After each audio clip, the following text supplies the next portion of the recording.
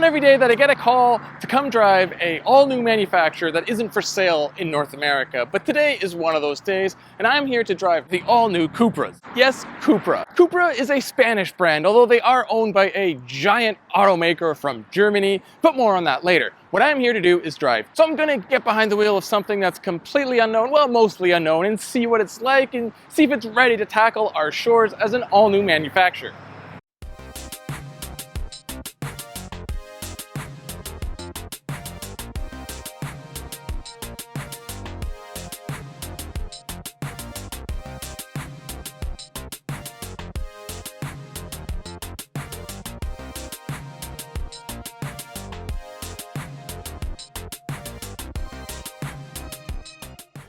To get a preview of what the brand has in store, I am driving the Cupra Formentor Plug-in Hybrid, or PHEV. It has a 1.5 liter turbocharged 4-cylinder engine that makes 177 horsepower and 184 pound-feet of torque, and if that sounds familiar, well, that's basically the engine in the Taos. What's different is it is paired to a 116 horsepower electric motor that makes 243 pound-feet of torque. Now, when all combined, the unit can peak at 272 horsepower and 296 pound-feet of torque. It sends power to the front wheels through a 6-speed dual-clutch transmission. Cupra says this is all good for what should be a 0 to 100 km/h time of about 7.2 seconds, or for those who do miles, that's 0 to 60 in about 7 seconds. Now, this may sound a bit conservative for the power I listed, but this is a plug-in hybrid, and Cupra says with a driver it weighs over 3,800 pounds, so it's probably about 3,650 pounds when you compare it to how we weigh cars in North America, so it's not exactly the lightest vehicle out there. Although it may be a little heavy, what it does boast is a great all-electric range. In Europe, it does well over 100 kilometers on a single charge, so that's over 62 miles. In North America, and although our standards are a little stricter, I think 60 miles is still very attainable.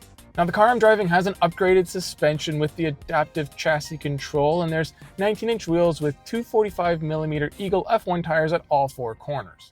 So getting behind the wheel, well, initial impressions are this is somewhat familiar, but somewhat new.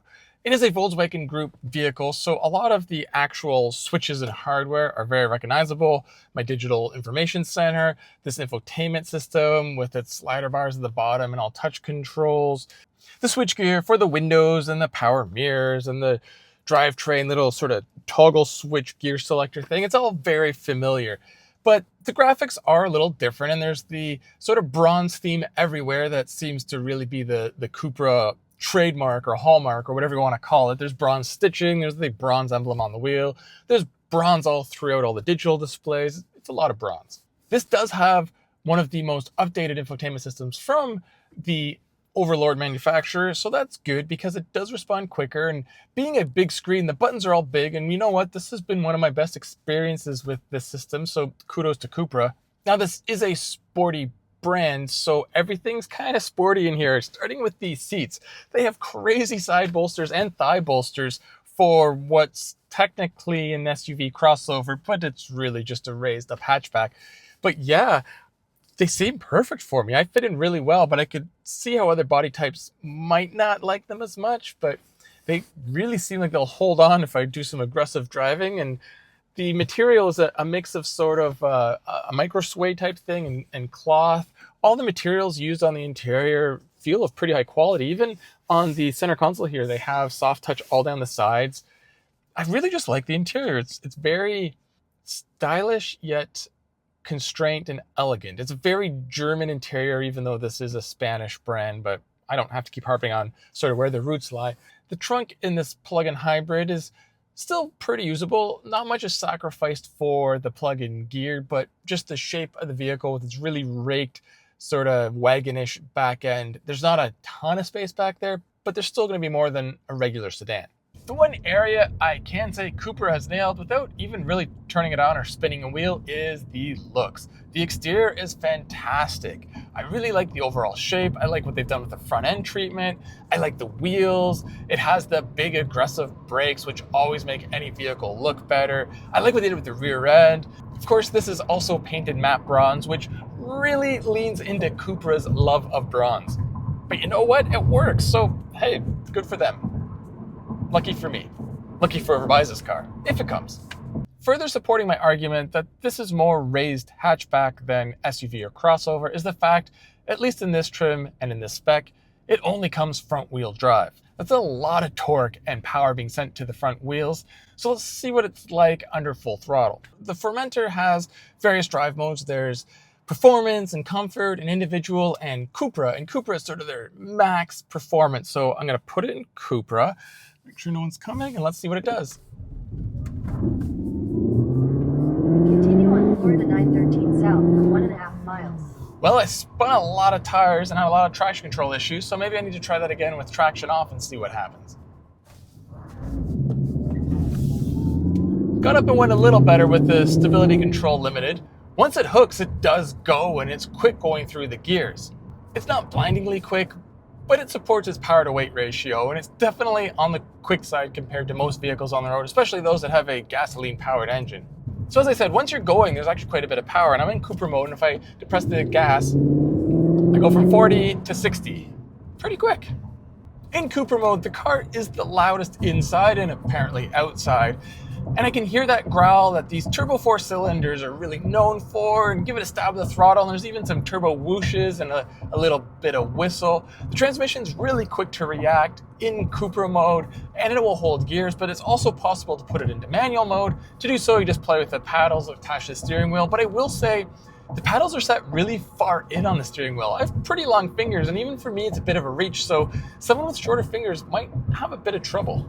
Now, the other drive modes include comfort, which makes this car actually quite comfortable and really calms it down and makes it feel premium. And then there's individual, which will be whatever you want it to be. And then there's performance, which borders closer to Cupra. But if you want performance, why don't you just go full Cupra?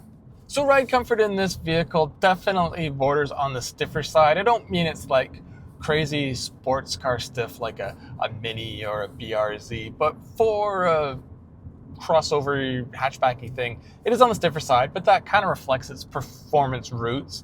When in comfort, I do notice it makes it a little more comfortable when handling the bumps, but it's nowhere near as soft as a regular SUV. It's just not quite as harsh as when it's in Cupra. The best part is it being a plug-in and having an electric motor that can always receive some juice is when you do just quick little spurts of speed to change lanes or merge or whatever, for whatever reason. There could be a million reasons. It's just there and it's just instant. And that's sort of the advantage of having electricity. And I still get the noise and performance of the gas engine and the gear changes, yet I also get that instant torque of electric motor, which is why I'm such a fan of plug-in hybrids when they're done right. And this is one of them. Main reason? No ECVT. So I've been driving about an hour now, and you know what? As aggressive as these seats are, they're really comfortable. I'm actually quite enjoying my time behind the wheel. This is just a great driver position for me. The only thing I'd say is the armrest is a little far back, but oh wait, it slides. So I just bring it forward and I'm good to go there too.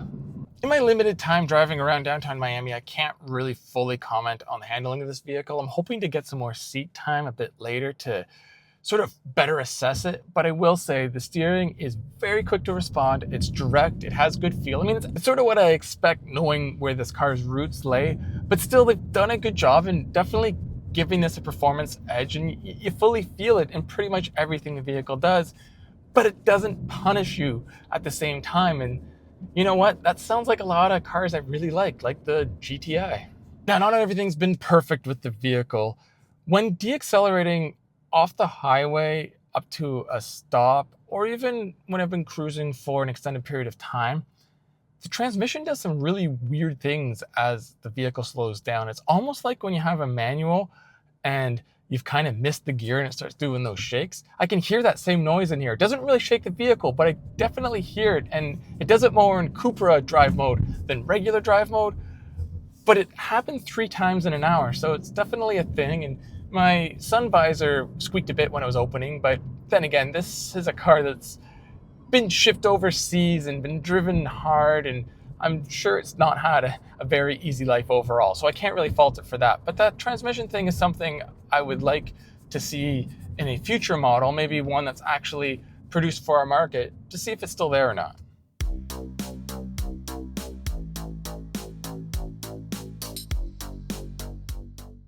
What's really going to make or break Cupra is going to be the usual things: pricing, marketing, and dealer network. Now, they're in pretty good hands, I think, to get a lot of those things right, and I hope they do, because this feels like a pretty good product.